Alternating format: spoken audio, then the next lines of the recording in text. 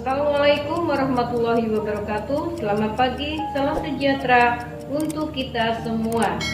Nah anak-anak, hari ini kita akan belajar tema 2, yaitu persatuan dalam perbedaan. Subtema 3, yaitu bersatu kita teguh. Pembelajaran 1. Nah sebelum kita belajar, silakan kalian siapkan dulu buku dan alat tulisnya. Dan tidak lupa kita berdoa bersama. Berdoa dimulai. Selesai. Yuk anak-anak, kita mulai belajarnya, yaitu subtema 3, bersatu kita teguh, pembelajaran 1. Nah, persatuan akan memperkuat tekad sehingga menghasilkan tujuan yang ingin dicapai. Untuk pelajaran hari ini kita akan membahas tentang persatuan dan kesatuan.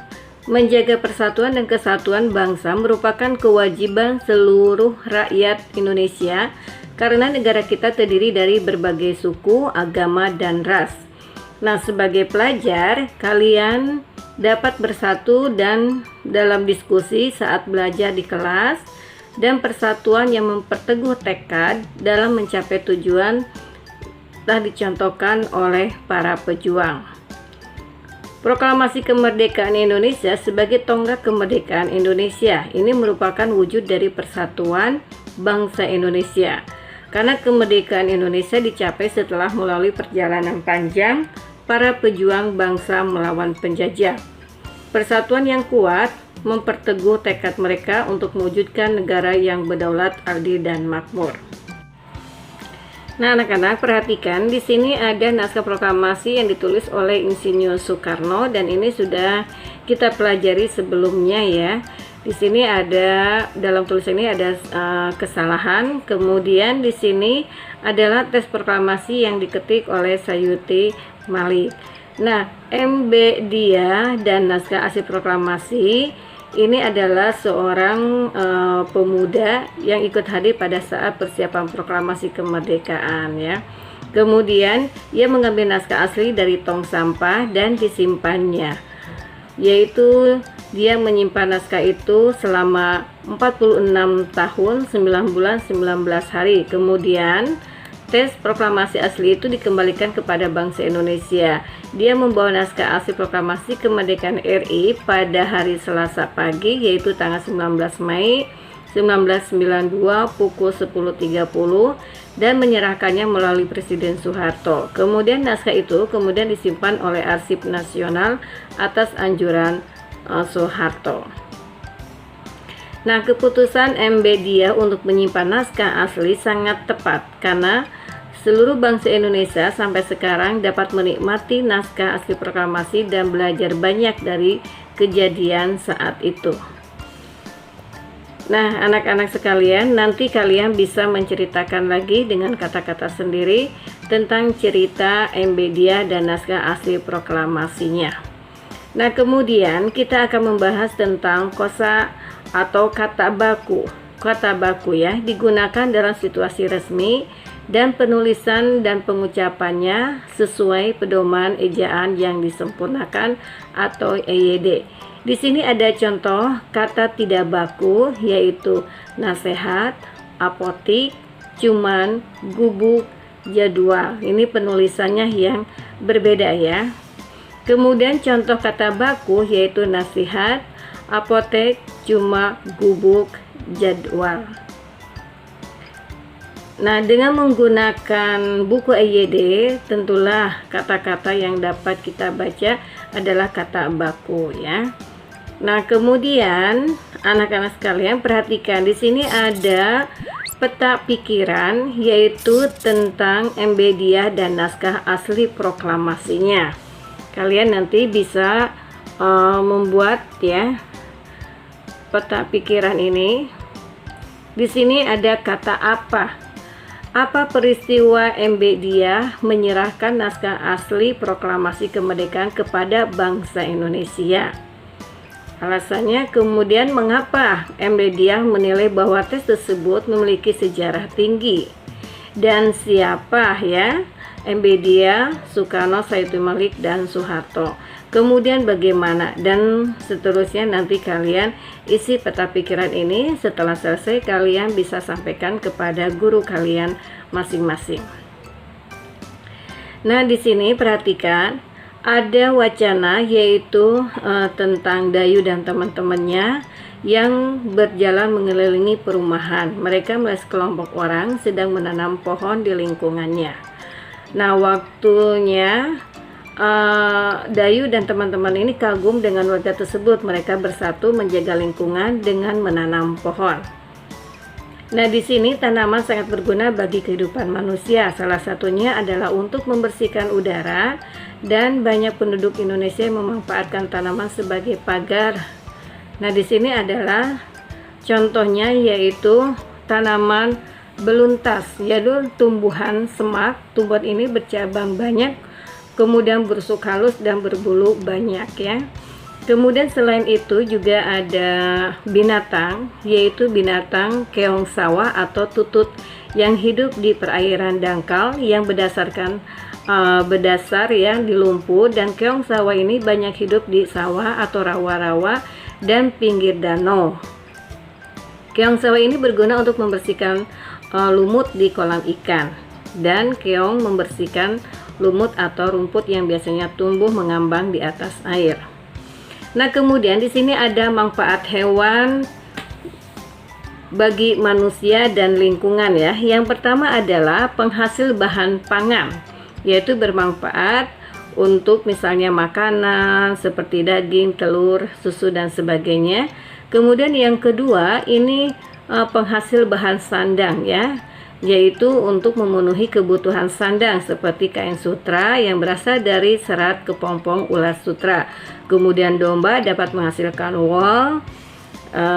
Kulit hewan seperti sapi dan kerbau ini juga dimanfaatkan sebagai pembuatan jaket. Kemudian yang ketiga yaitu penghasil bahan kerajinan.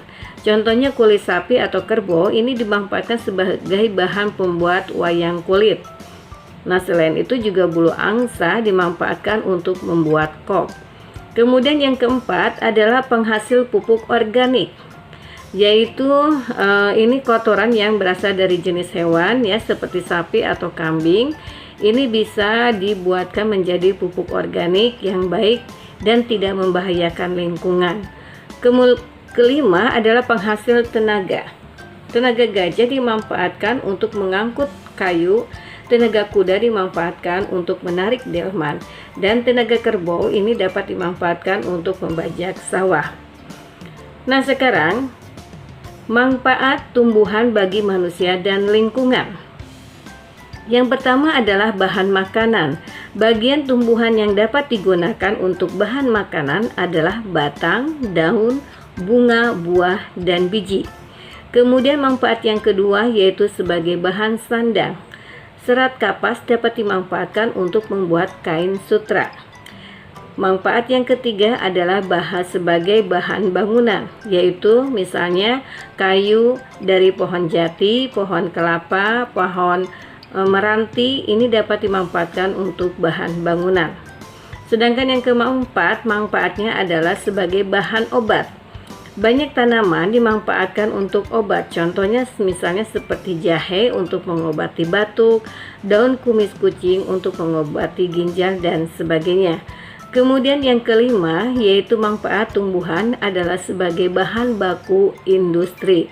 Industri ini banyak dimanfaatkan tanaman untuk kebutuhan manusia. Contohnya seperti getah karet digunakan dalam pembuatan ban. Kemudian ada getah pinus, ini dimanfaatkan sebagai orang dalam industri cat. Kemudian buah kelapa sawit juga dimanfaatkan sebagai bahan dalam industri minyak goreng. Yang keenam adalah bahan pewarna alami. Tanaman dapat digunakan sebagai pewarna, contohnya seperti sawi, pandan untuk warna hijau, sedangkan wortel untuk warna jingga dan kunyit untuk warna kuning. Nah, yang ketujuh adalah menjaga kualitas air. Tanaman bako menjadi penyaring alami dari air laut menjadi air tawar. Nah, di sini kalian perhatikan ada tabel yang perlu kalian isi, yaitu kalian nanti menuliskan nama hewan dan tumbuhannya, kemudian habitatnya atau tempat tinggalnya, dan apa manfaat bagi manusia. Nah, nanti kalian isi, silakan. Setelah diisi kalian sampaikan jawaban kamu kepada guru kalian ya. Dan di sini nanti ada kalian bisa membuat informasi pada tabel dalam bentuk tulisan ya. Nah, anak-anak sekalian, setelah proklamasi kemerdekaan, bangsa Indonesia menjadi bangsa yang merdeka, merdeka dari segala bentuk penjajahan, serta setiap warga negara berhak untuk menikmati kemerdekaan tersebut. Namun, berkewajiban pula untuk menjaga kemerdekaan. Bagaimana cara menjaga kemerdekaan bangsa Indonesia? Yaitu ini harus diwujudkan oleh setiap bangsa atau oleh seluruh warga negara Indonesia. Nah, di sini ada beberapa gambar yang mencerminkan rakyat yang sejahtera. Mereka menikmati kemerdekaan dengan memperoleh kebebasan dalam melakukan pekerjaan dan juga dalam memperoleh pendidikan. Nah, di sini ada beberapa pertanyaan. Ada beberapa pertanyaan, yaitu yang pertama adalah apa pengaruh kemerdekaan bagi petani atau pedagang? Ya. Kemudian di sini juga ada pertanyaan, yaitu apa pengaruh kemerdekaan bagi pelajar? Dan yang berikutnya adalah apa yang harus dilakukan rakyat agar sejahtera? Nah, silakan kalian jawab pertanyaan ini. Kemudian di sini bisa nanti kalian tuliskan 3 kegiatan yang dapat kamu lakukan agar kamu berhasil sebagai pelajar. Nah, anak-anak sekalian, negara yang besar adalah negara yang rakyatnya sejahtera. Agar sejahtera, kita wajib bahu-membahu melaksanakan kewajiban kita agar tujuan tercapai. Negara yang sejahtera dapat terwujud apabila rakyatnya bersatu, bekerja keras mencapai tujuan. Segala halangan dan kesulitan dapat teratasi dengan adanya persatuan yang erat dan kuat. Nah, anak-anak, untuk belajar hari ini Ibu cukupkan sampai di sini. Mudah-mudahan apa yang Ibu jelaskan kalian paham dan bermanfaat untuk kalian semua. Kita jumpa lagi dengan pelajaran yang lain. Tetap semangat, tetap belajar.